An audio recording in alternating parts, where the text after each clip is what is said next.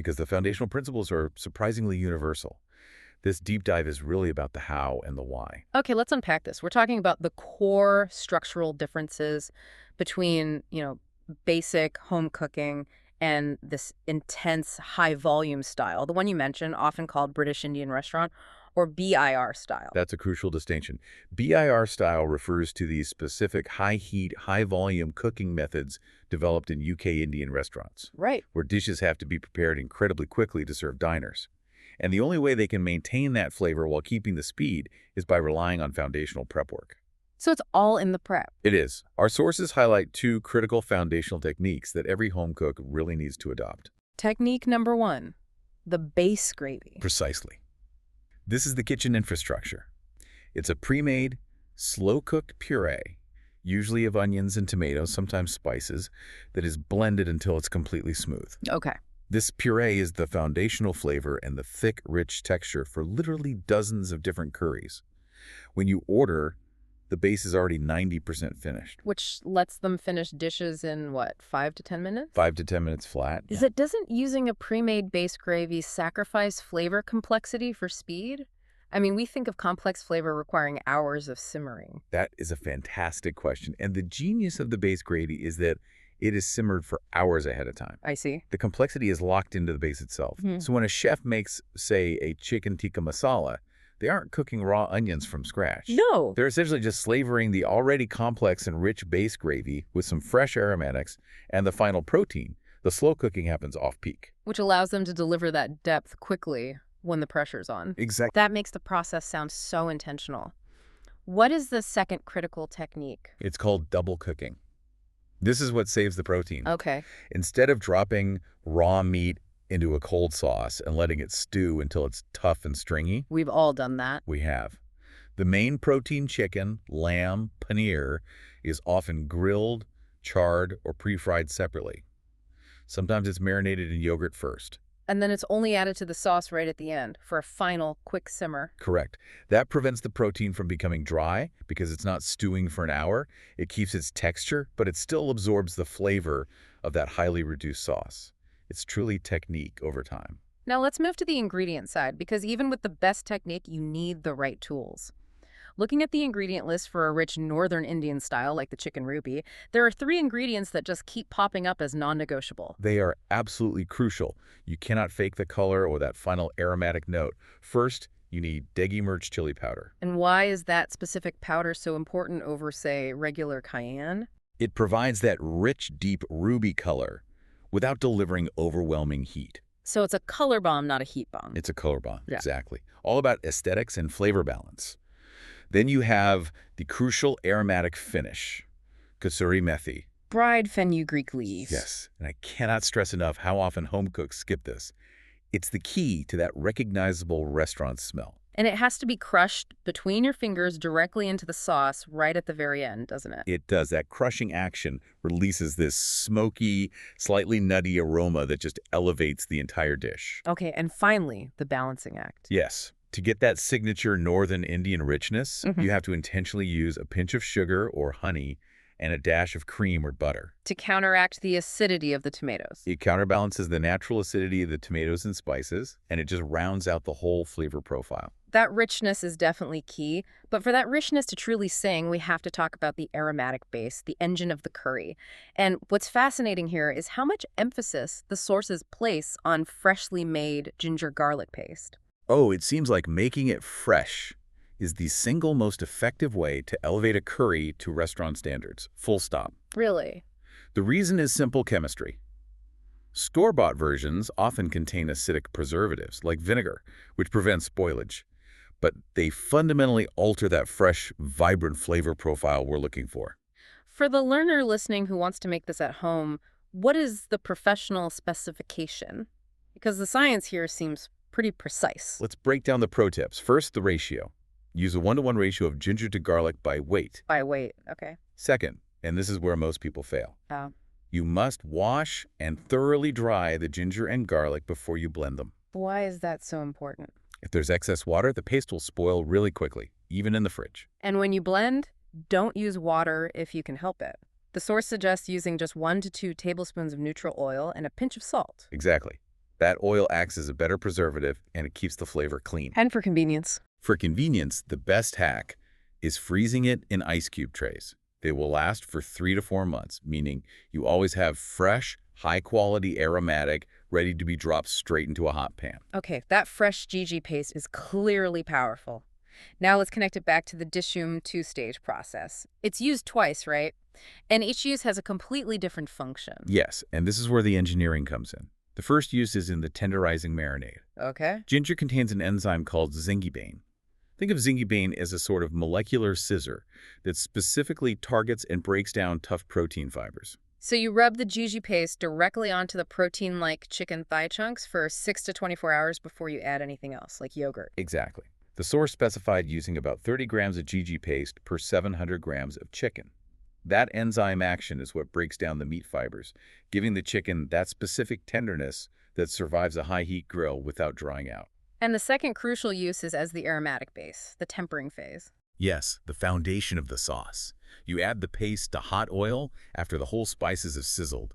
This initial frying of the paste in spices is called Bhuna. This is the critical danger zone. I think every home cook has experienced this. Oh, for sure. Because of the paste's high water content, you need to fry it patiently on a low-medium heat for maybe 3 to 5 minutes. You do. If it turns dark brown too quickly, you've crossed the line. The resulting bitter, acrid flavor will just ruin the foundation of the entire sauce. And that takes us to the biggest aha moment in restaurant curry prep, the Bhuna technique and the oil separation rule. Yes, Bhuna means cooking uncovered to evaporate every bit of excess moisture on a medium constant heat.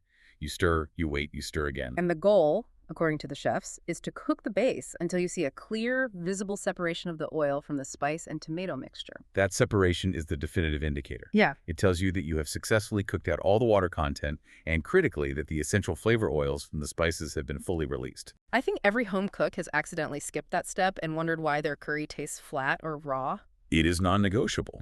If you skip this, the essential flavor oils, they just stay trapped by the water molecules.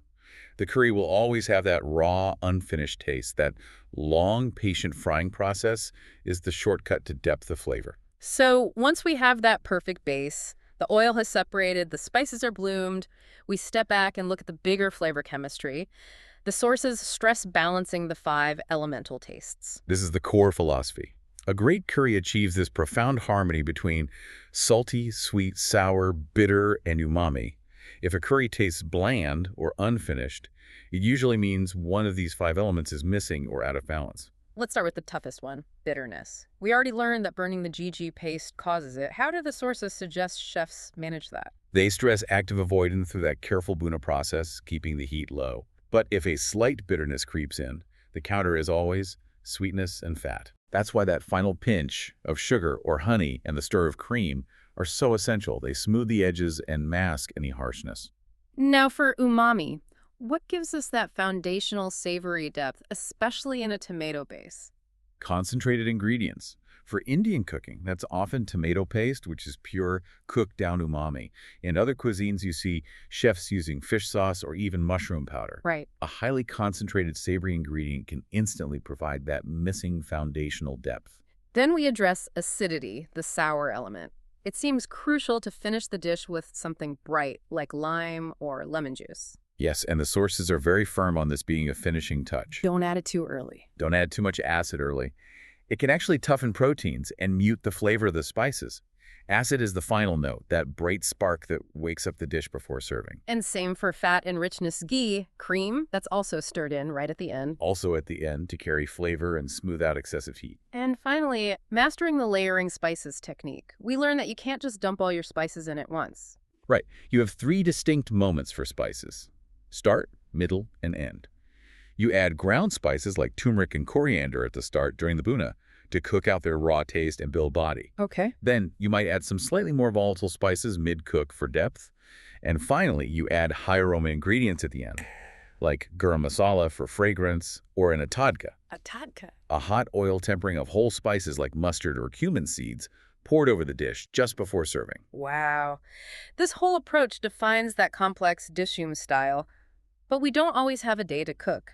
The sources also contrasted this with the simpler turmeric lentil soup. Absolutely. And even that simple lentil soup with only a 10-minute prep and 30-minute cook time relies on the same principles. How so? You're still building a strong flavor, base sautéing onion, carrot, and garlic with turmeric, and then finishing with acid, usually lemon juice, and fat, often a dollop of yogurt, for that balanced profile. The fundamentals are always there. Let's connect this back to Dishun's most famous dishes to show these techniques in action, especially with texture. Take the chicken ruby. That recipe perfectly illustrates the two-stage process.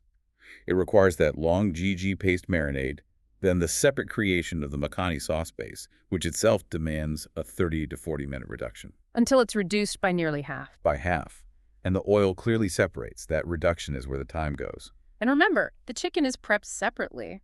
It's grilled until it's charred on the edges, brushed with melted butter, and only then is it married to the sauce with the cream for a final, 10-minute gentle simmer? A 10-minute gentle simmer.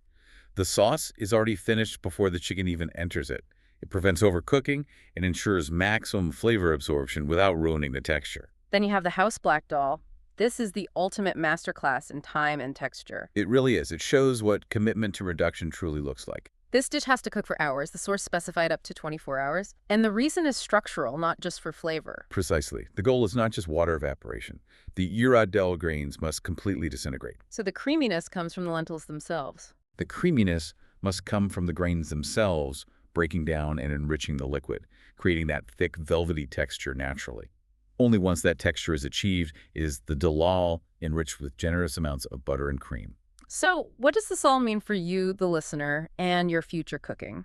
We have identified 4 major takeaways that are the true shortcut to restaurant quality. First, embrace the two-stage process, even partially. Mm-hmm. Pre-cook your sauce or pre-cook your protein.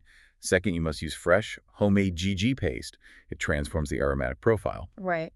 Third, always achieve oil separation, that Bhuna technique, to cook out the moisture and release the essential oils. Yeah. And finally, apply the 5-taste balance incrementally, right up until you serve it. This mastery of specific patient techniques is truly the shortcut to unlocking restaurant quality depth. The difference between a home dish and a high-end curry often comes down to timing and intentionality in these 4 core areas. And that focus on texture and depth leads us to one final thought. We noted how blending cooked vegetables like potato or cauliflower can thicken a curry naturally, providing that creamy mouthfeel without heavy cream. Right. The source mentioned adding cauliflower or parsnips to lentil soup for creaminess? Exactly. So if we connect this to the bigger picture, what other root, vegetable, or legume could be smoothly blended into the base gravy of a rich, tomato-heavy curry like chicken ruby to enhance body, to create that luxurious texture, while maintaining that perfect signature flavor profile? That is a question worth exploring next time you cook. I think so. That's a deep dive indeed. And until next time, happy cooking.